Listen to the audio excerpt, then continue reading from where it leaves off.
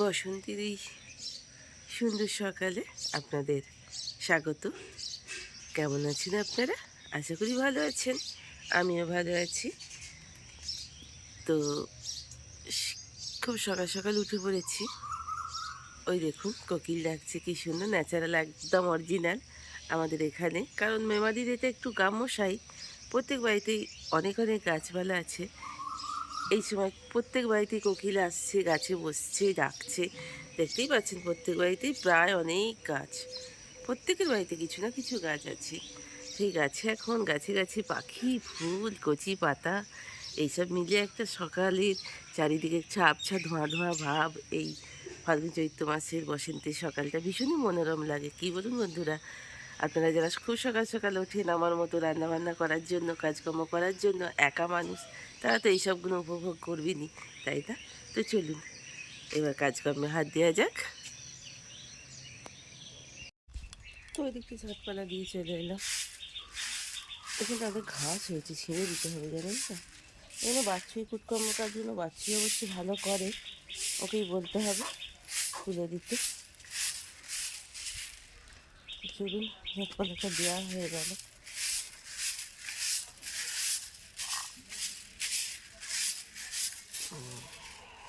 ছাতাটা ধুয়ে ফেলি, কলে জল এসে গেছে।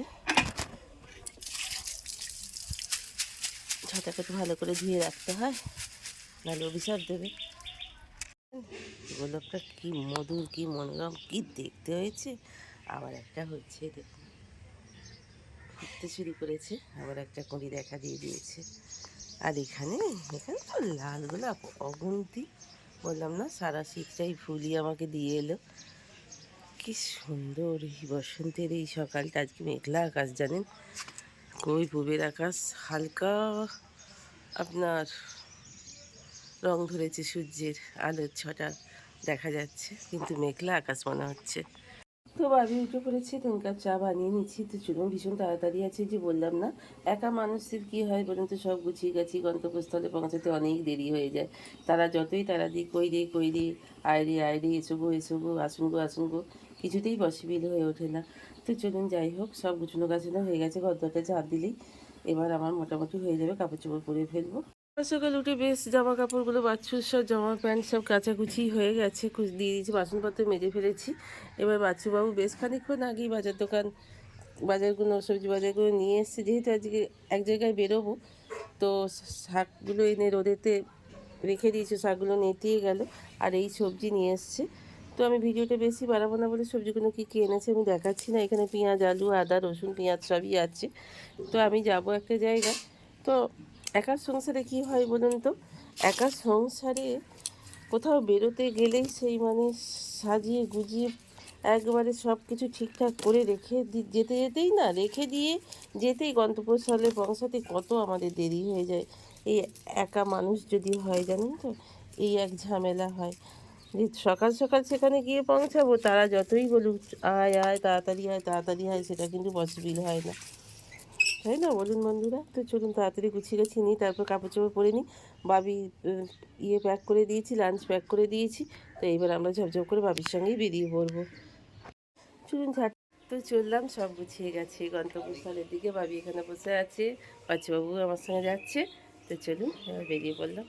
তো গন্তব্যস্থলে চলে এলাম মানে বাপের বাড়িতে। আমার আসা যাওয়া তো শুধু বাপের বাড়ি আর এখান। তো চলুন, মা এখন মুখ হাত সব ধোয়াধুয়ি হয়ে গেছে, কিন্তু এখন কাপড় চোপড় ছাড়িনি। তার মধ্যেই ব্রেকফাস্ট দিয়ে দিয়েছে মা। কী কী দিয়েছে আপনাদের একটু দেখাই। এই দেখুন কি সুন্দর সুন্দর বেগুনি বেড়েছেন, বেগুনি, মুড়ি, মিষ্টি সব দিয়ে দিয়েছে। তো চলুন খেয়ে নিই, খিদেও পেয়েছে খুব। তো বাবা চিকেন রাঁধতে সবাইকেই দিয়েছে। আমি এসে মায়ের কাপড়টা অবশ্য পরেছি। সবাইকে দিয়েছে বলতে ভাইপোকে দিয়েছে, মাকে দিয়েছে, আমাকে দিয়েছে। বাচ্চু তো টেস্ট করে দেখে না, তাই বাচ্চুকে দেয়নি। তো টেস্ট করে আমি বাবাকে বলে দিলাম হয়ে গেছে। তো রান্নার মেনুগুলো দেখিয়ে দিচ্ছি। এঁচোড়ে তরকারি, বেগুন ভাজা, আর অবশ্যই চিকেনটা তো হয়েছেই।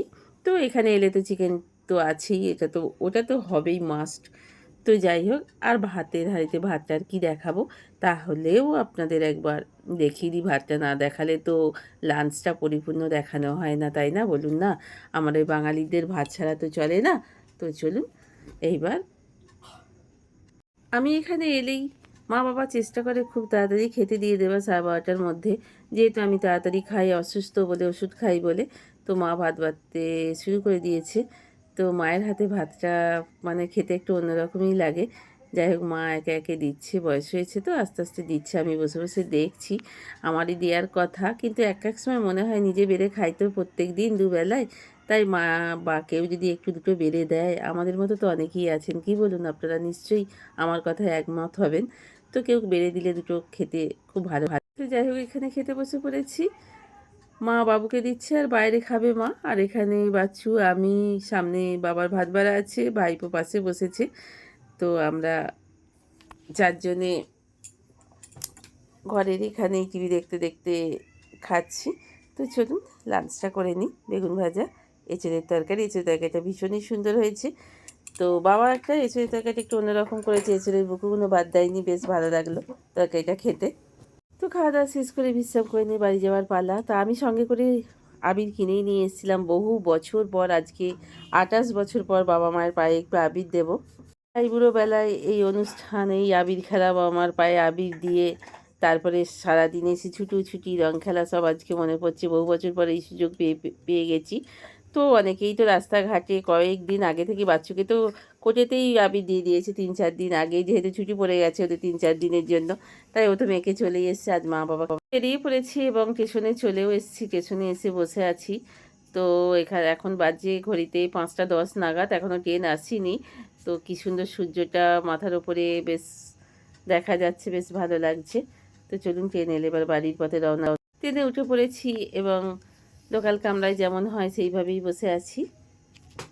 বাড়ি এসে গেলাম, ঘড়িতে বাজছে 6টা 10, কিন্তু দেখুন, বললাম না, একা মানুষ হলে জামা কাপড় এখনও দেখুন, বাসন কোসন সেই সকালে উপর করে দিয়ে গেছি, আর জামা কাপড় এখন সন্ধে হয়ে গেলে তোলার কেউ নেই।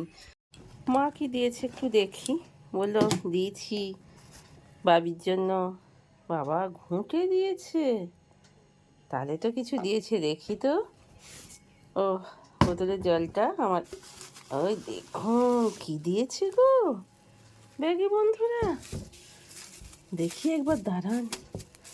মা কি দিয়েছে, ব্যাগটা তাই ভারী ভারী ছিল, রে বাবরে, তেলে বড়বড় করছে। এই দেখুন, হ্যাঁ, কৌটো চিকেন দিয়েছে। ও মা গো, নাতনির জন্যে, দেখুন দেখুন, সত্যি একেই বলে দাদু নাতনি, দিদা নাতনিদের সম্পর্ক, কি বলুন বন্ধুরা। শুনতে পাচ্ছেন কি সুন্দর ঘুঘু ডাকছে, কিন্তু পশ্চিমের আকাশটা কি সুন্দর দেখুন, যেহেতু সূর্য ডুবেছেন 6টার সময়, তো সেহেতু এখনও পর্যন্ত লাল হয়ে আছে। কোকিল দুটো কি সুন্দর ডাকছে ওদিক থেকে ও ওদিক থেকে।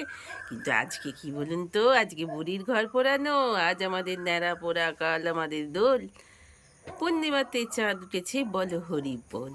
তো কিন্তু ন্যাড়া পোড়া তো কিছুতেই করা যাবে না, যেহেতু বাবি নেই। দুজনে মিলে আর কি ন্যাড়া পোড়া করবো বলুন তো। তাহলে দেবা দেবীতে দুজনে একটু বসে আছি, বাবির বাড়িতে গেলেই তো মনটা খারাপ হয়ে যায়, যতক্ষণের জন্যই যাই না কেন। এলেই যেন মনে হয় কি অলসতা, কি মনটা খারাপ, কি ভারাক্রান্ত মন, ছেড়ে আসতে ইচ্ছা করে। অনেক পপকর্ন কিনে আছে, বাচ্চু আর আমি একটু পপকর্ন বানিয়ে নিলাম প্রেসার কুকারে করে, আর 2 কাপ চা বানিয়ে নিচ্ছি। তো আমাদের হোলি উৎসব আগাম জানাচ্ছি আমার সকল ইউটিউবের বন্ধু এবং সারা দেশবাসীকে আগাম জানাচ্ছি হ্যাপি হোলি। সবাই ভালো থাকুন, সুস্থভাবে রং মাখুন, ভদ্র সভ্যভাবে রং খেলুন, এইটাই আপনাদের কাছে আমার অনুরোধ বা ইচ্ছা। তো চলুন, রাইস আর মাঝে মাংসটা দিয়েছে, এই দিয়ে আজকে ডিনারের মেনু। তো রাইসটা করে নিই আমি। এখানে 2-4টে ছিল শুকনো মটরশুঁটি, সেটা ভিজিয়ে দিয়েছিলাম। আর ক্যাপসিকাম এসব কিছুই নেই, আর কিছু দিতেও পারবো না গাজরের ইয়ের সঙ্গে রাইসে, যেহেতু বাচ্চাবাবুর খুব কাশি হচ্ছে, তাই ওকে একটু নুন জল দিয়ে দিয়েছি গার্গেল করার জন্য। বাথরুমের সামনে বসে পড়েছে। তো চলুন ভিডিওটা এবার এখানেই শেষ করে দেব। যদি ভালো লেগে থাকে একটা লাইক কমেন্ট করে দেবেন, ইচ্ছা হলে সাবস্ক্রাইব করে পাশে থাকবেন। এতক্ষণ পর্যন্ত যেসব বন্ধুরা সাথে ছিলেন, পাশে ছিলেন, তাদের অসংখ্য ধন্যবাদ জানিয়ে ভিডিওটা এইখানেই শেষ করলাম। Good night.